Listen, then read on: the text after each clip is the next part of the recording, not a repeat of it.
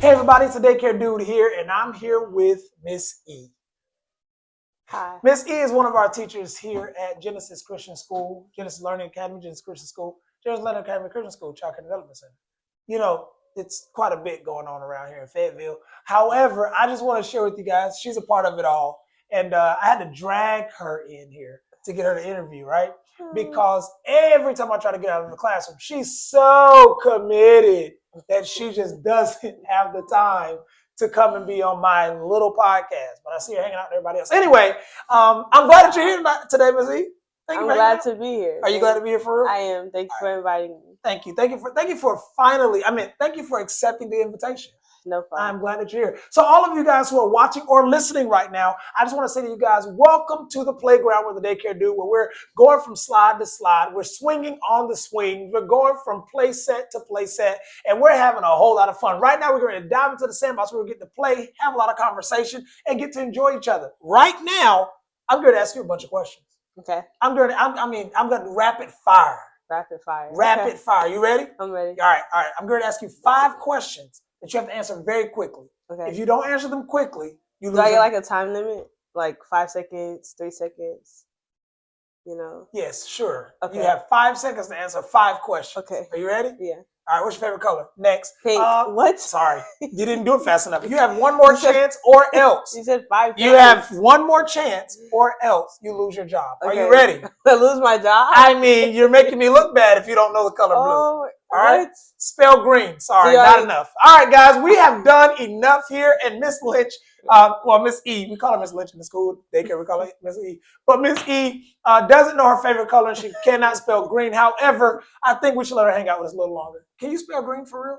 Yeah. Spell it. R-Y. Okay, first of all, the bad part is you actually confused me. First, I was like, wait, what did I ask her to do? Listen, okay. Green, G-R-E-E-N. Right, green, great. Glad that you spelled that word for us seriously. Okay. Thank you so much. Well, Miss Lynch, honestly, like to have fun. This is why I like her, because we can have a good time just having conversation and creating silly things to do. And you guys know, I always tell you, if you can't be silly, if you can't be dumb, or if you don't feel silly, you don't feel dumb, or you don't feel, what is the other part I say? You don't feel silly, you don't feel dumb, you don't feel childish, then you're not doing childcare right. And so I just wanted to tell you guys real quick, it's always good to hang out with some people who know how to just, bring their age level down a little bit. Yeah. Yeah. Okay, cool. So you bring yours down like 3 years old sometimes. I'd be like, oh my gosh, grow up. But wow. Yeah. Wow. But you're in childcare, so it's acceptable. So it works. Yeah. Okay. I don't think that's what you were referring to, but it's okay. It's okay. We're good. We're good. Let's talk about your journey real quick. Okay. So you're in childcare. Right now you work with our special needs students. Yes. And you're doing a phenomenal job here. How long have you been in childcare? I've been in childcare the last 2 years. The last 2 years. And you got your start where at? At Genesis Christian Academy, or Genesis Learning Academy. Okay, so you got your start with us. And tell me a little bit about your journey. What led you into education and childcare? The thing that led me into education and childcare is I needed a job. I needed a job, and you were hiring. So I applied. Okay, can I tell y'all something real quick? There are going to be people who need a job, and you just got to hire them. That is not what happened here, okay? She had me convinced that she loved kids and all this. No, on a serious note, if you have a good training program or orientation process, you can actually take people who know nothing about your industry, and you can shape them into some of the greatest people. Of course, you don't want to hire people who don't like kids. Of course, I knew you enjoyed children. I knew that you've been around children all your life. You have a big family. Yeah. What is it, 40 of you guys? 40? 28 of you? 30? Ooh. How many children? Yes. I'm sorry. Sorry about that. 18. 18 is actually, I didn't think that number was that high. I'm sorry. 40? 40 is insane. Insane. But it's closer to 18 than the 13, I thought. So, wow. All right. But that's what I'm telling you all. It is so important that you have a good training program in place. And the way that our orientation sets up, I don't throw anybody in the classroom without a minimum of 2 weeks of orientation. Does not happen, because I want to make sure that they understand childcare and then I want to make sure they understand Genesis. That's me. That's how I do that. And so with you, you got your start with Genesis. Keep going. What happened after that? Where did you start at? I started in the after school program. Well, it was the summer camp at the time. Mm-hmm. I enjoyed it. I loved it. Getting to be with the kids during the summer. Just all day we did activities, we did experiments, we played outside. They loved to go outside. So and I loved that too. I was an outside kid, so I was in my lane. I often saw you outside playing basketball with the kids. I hooped everybody up. Yeah, and that was at the time where I met her. She was actually a student at Methodist University in Fayetteville, and she was on the college basketball team there, and shining. And I never thought that she would actually take the bait, that I put out to some of those college students to, who wanted to work.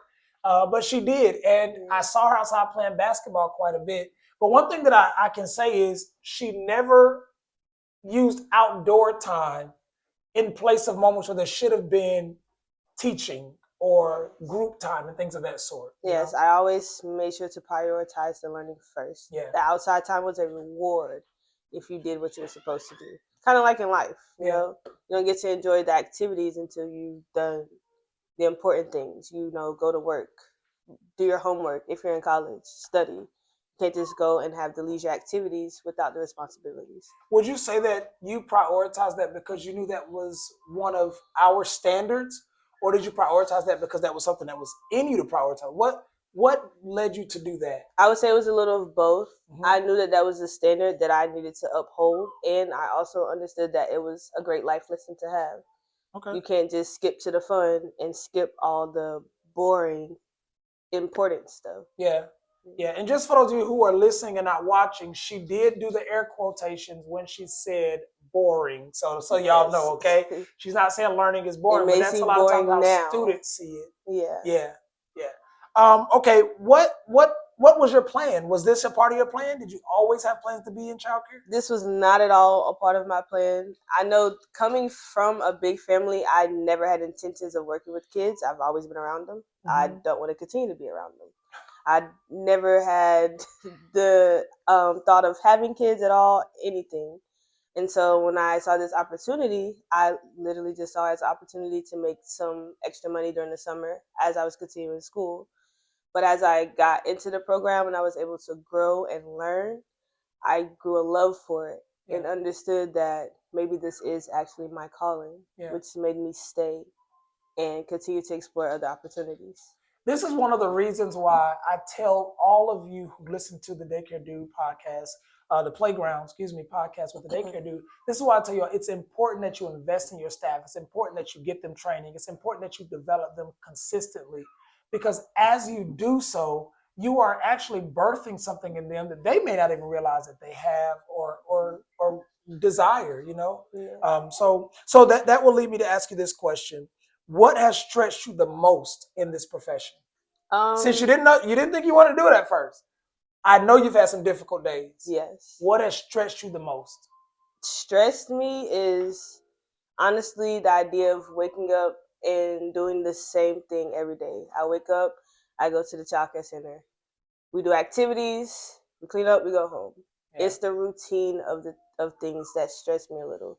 Having to make sure that kids had fun every day while also not losing myself mentally, draining myself while also taking care of other people's kids in turn, because I am responsible for children who are not my own at the time. So I have to make sure not only are they having fun, but they're safe. Yeah. So that was the stressful part of things for me.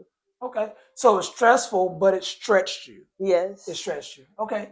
All right, you guys, listen, we'll be back in just a few moments because we're going to talk a little bit more about this, but I want to see how she was able to navigate through some of the behaviors that stretched her. So right after these few messages, we'll be right back here on the Playground with the Daycare Dude, talking to Miss E today.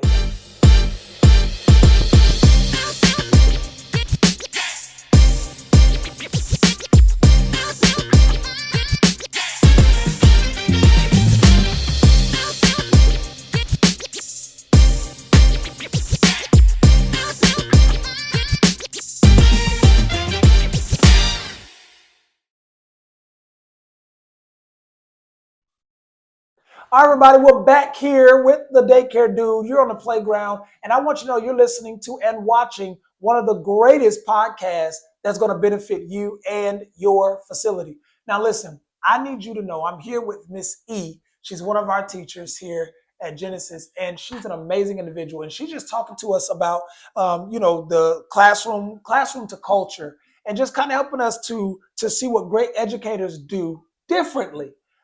I mean, so far we've learned that this young lady didn't even intend to really be here. She was only here trying to make $1 during a summer camp. I offered a job to some college students, and she was one of the ones that took the bait, if you will. And she went through training, did the development, and when she got in there, she realized, man, I think I might like this. And now she is leading my special needs program. So she went from just being a part of the summer camp program to now being the lead for my special needs program with throughout my entire campus. That's both the school and the childcare academy.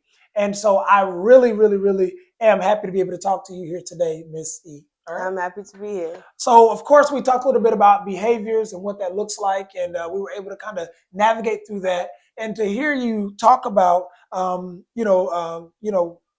a moment or situations, if you will, where your perspective changed when it came to behaviors. I got a question for you now. Okay. I got a question for you. Okay. All right. My question for you is, how do you personally approach challenging behaviors in a classroom? What do you do when there's challenging behaviors? As for me, when I approach a challenging behavior from a child, I look at what caused this behavior. Okay. I look at if maybe the child's block got snatched. They didn't get the book that they wanted to get. And I approach them. Like, I try to talk to them because you've taught me that children are people too. Mm-hmm. So it is important to understand their feelings. It's important to understand their feelings and why they're expressing themselves this way. Well, I think that's important. I'm glad to hear you say that, because it's important that we don't forget that, again, children are people and their feelings do matter. Absolutely. And if they're expressing those feelings, whether in a negative or positive way, they're looking for you to address those feelings. Yes. When a child runs up to us and looks for a hug, they want to address that. Yes. When a child looks at you and says, I love you, they want it to be addressed. Whether you say, I love you too, or I'm glad you love somebody, whatever it is, But I'm glad to hear you say that. Here's the other question. Now, here's the thing I want to know. What is the difference then between managing a behavior and understanding it? Okay, so when you manage a behavior, you look at, again, what caused this behavior from the child, and then you figure out how to approach the child upon this behavior that they're portraying. Okay. So if a child is having a temper tantrum, you look at it as if, well, do I need to consult this child? Do I need to hug them? Do I need to talk to them?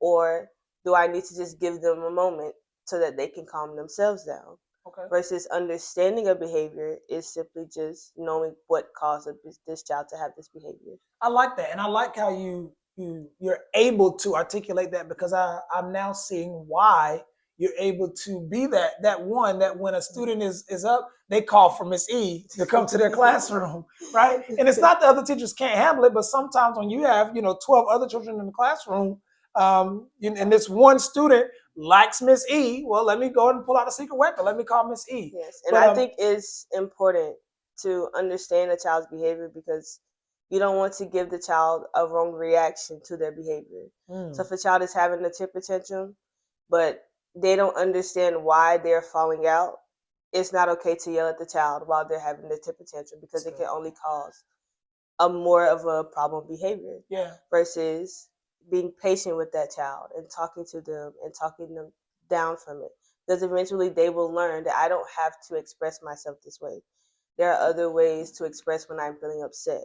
But they have to be taught that. Yes, it is a learned. That's what we're here for. Absolutely. We're here for. Many of us, if we be honest, we've had a point in a place where, even though it's a child, it was hard to see past that behavior, right? Absolutely. Many teachers mess up because they cannot look past the fact that a child is a child. Yes. They cannot look past the fact that a child still needs you to be the adult at a particular time, right?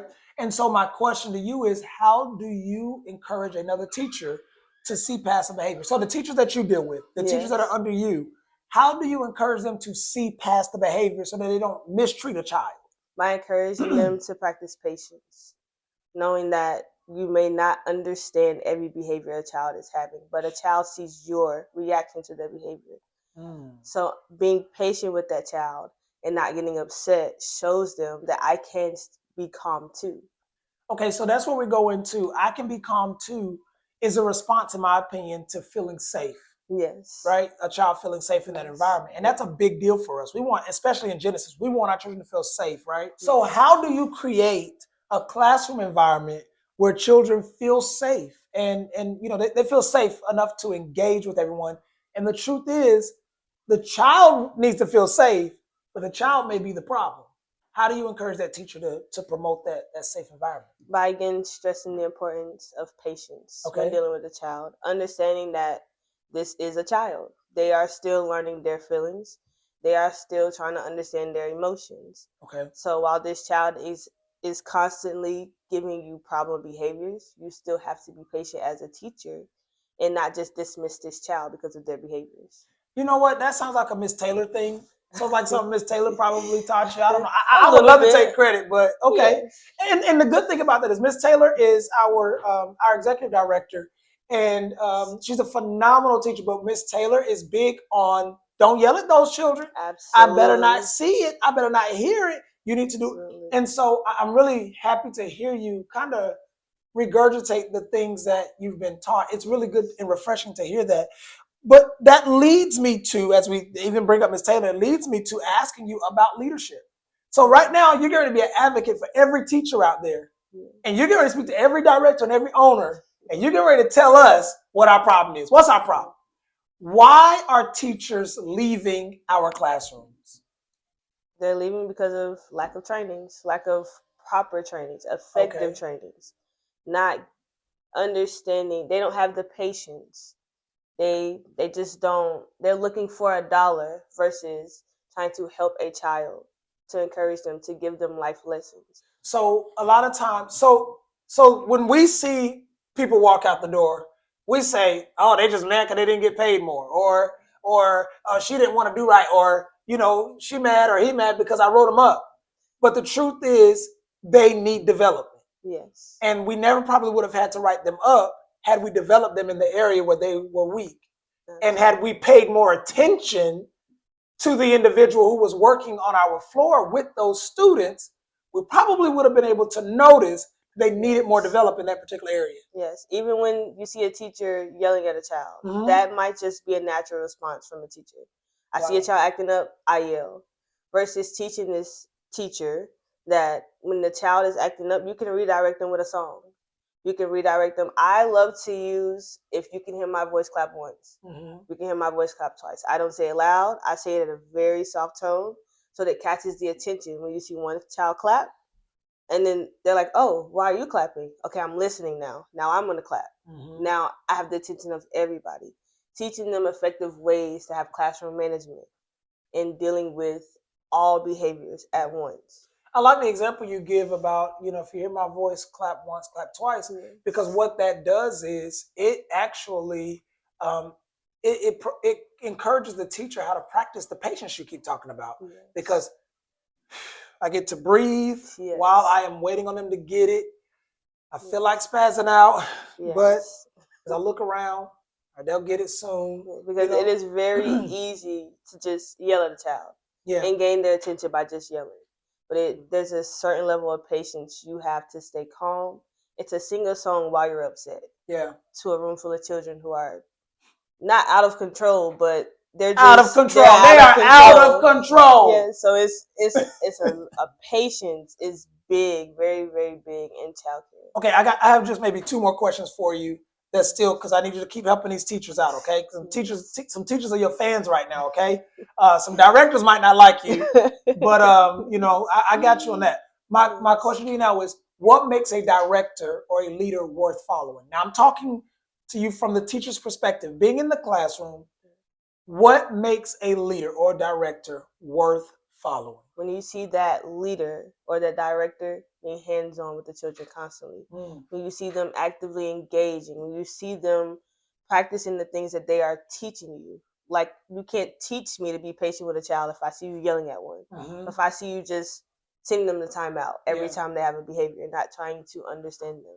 So I think that's what makes a great leader or director. So a lot of times what directors or what leaders do in childcare or in the general education, a lot of times what they do is they usurp their authority. Mm-hmm. So they only step in the classroom when Joey won't listen to the lead teacher.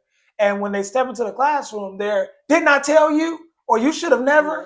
Yeah. And it only makes them look like they, you know, run a dictatorship. Yeah. And that's what they do. So, yeah, okay. And there's something you taught me. I'm not sure if I'm going to say this right, but I've learned that instead of, as a leader, instead of saying you go do something, you say let's go do something. Okay. It shows a team effort. I taught you that, but I'm going to teach you what I taught you. Okay. Okay, I'm going to teach you what I taught you. Okay. What I said is, and I love to say this, and those of you who are going to be joining me for the Born to Teach conference in July, you're going to hear me say this, and that is, a boss says go. Yes. A leader says let's go. But I'm glad you still have the concept, though, because as a leader, I want people to see me do what I've taught them to do. And that's what makes me an effective leader. Absolutely. You know, and that's what I believe. I believe what you're saying.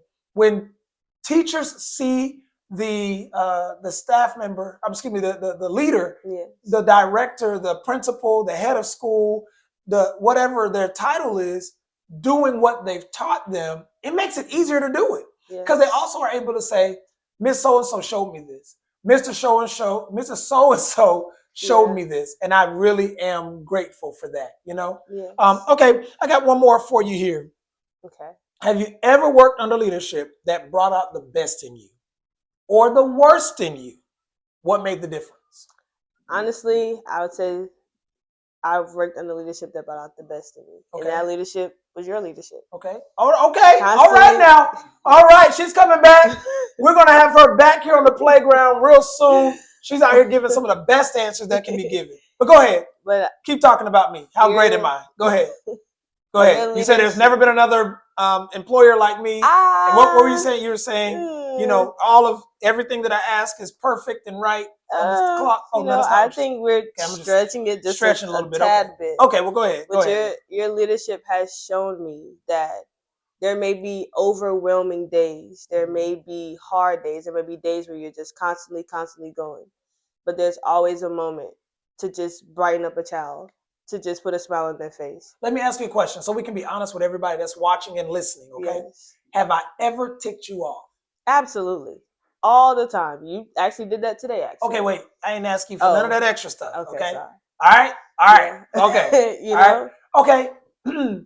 Have I ever made you feel like you weren't doing your job right? No. No? Tell me how I've upset you and how that did not make you feel less than in your position. Because you never have given me correction without a positive follow-up. Okay. Like, you've never told me, hey, you didn't do this right, without saying, but this is still great, but there's improvement in this area. Okay. There's always, it's like the sandwich method. Yes. Yeah. You positive, negative. I don't really want to say negative.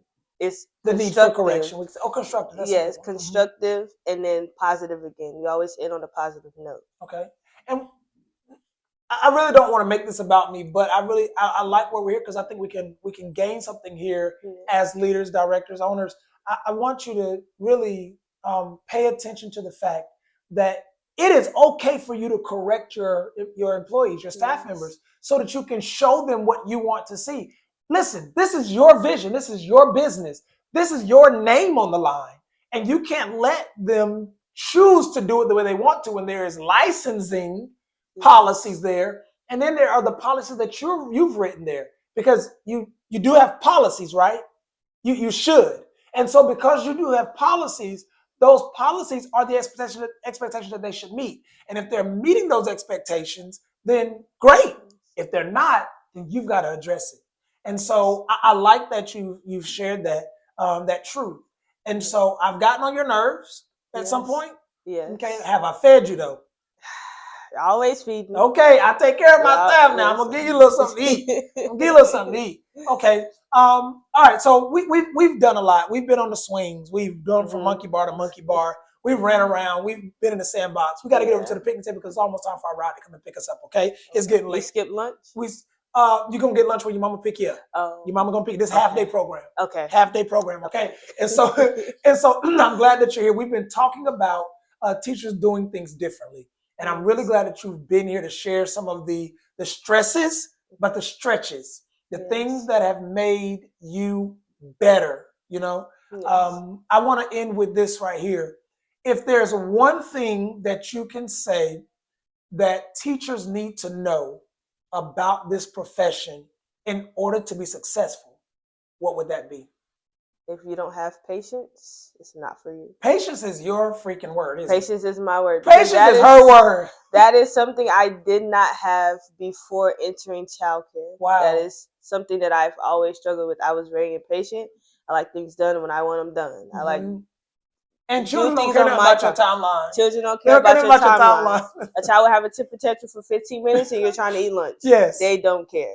So you got to learn how to eat and supervise. Absolutely. Patience is very big in this profession. Yeah, it is. It is a big deal. And what I want you all to take home from all of this before our rides get here to pick us up, I want all of you to be able to see how important it is, owners and directors, that your staff is given the attention that they need so they can develop and become the best. Think about it. This young lady says that when she started out as a summer camp advisor because she just wanted to make some money. She was a college student. She just wanted to make some money. And she took that job, and that job became a passion. Fell in love with the children, and went and got more education so that she can become a special needs director. Let me tell you something. We didn't even have a special needs program before she introduced this. And that's what I'm glad about. I've always had a heart for that community of students, but we didn't have the ability to take care of them. We didn't have the teachers, the staffing for it. And she made it very clear, listen, this is what I can do, and stepped right in and made it happen. You can do that too. You can have a staff member who can become the next assistant director or the next director for your facility that you've groomed and developed in your time. I don't want you to dismiss that opportunity that is there for you. But teachers, I want to talk to you too. You can develop the passion that you did not know you had when you give an opportunity to be taught. Did you hear what I just said to you? You have to give the opportunity to be taught in order for you to embrace the part of you that you didn't know existed. Yes, because in my opinion, you cannot correct a child if you can't be corrected as a teacher. That's really freaking good. I done said freaking twice, 3 times now. That was good. All right, y'all. Well, I'm here, the daycare dude, and I've been here with Miss E today. I am again grateful that you guys have been here with us. Maybe I'll bring her back. She can talk to us a little bit more about these things because she's had some really good information to share with us. But I want to tell you today that it is now time for you, if you have not done so yet, to go online and purchase your ticket to the Born to Teach conference. I will be there July 9th through the 12th, and I need you to be there as well. Yes, hurry up, get your tickets. I'll be teaching 2 sessions there. I'll be talking about embracing teamwork and helping to make sure that your staff is empowered, and then how to enjoy your moments of rest. Making sure that your secondary leadership is equipped, that you can go on vacation and ain't got to worry about nothing. You ain't got to get a text message, an email, or a phone call because you are on vacation and they respect that. You outside. Huh? You outside. Outside. All right, y'all, I got to go. She's got to go. But we've enjoyed you all right here. My mom just texted me she's outside. Your mom's outside? Yeah, my mom's outside. All right, Missy. We'll talk to you later. Have a great day. Be good. All right.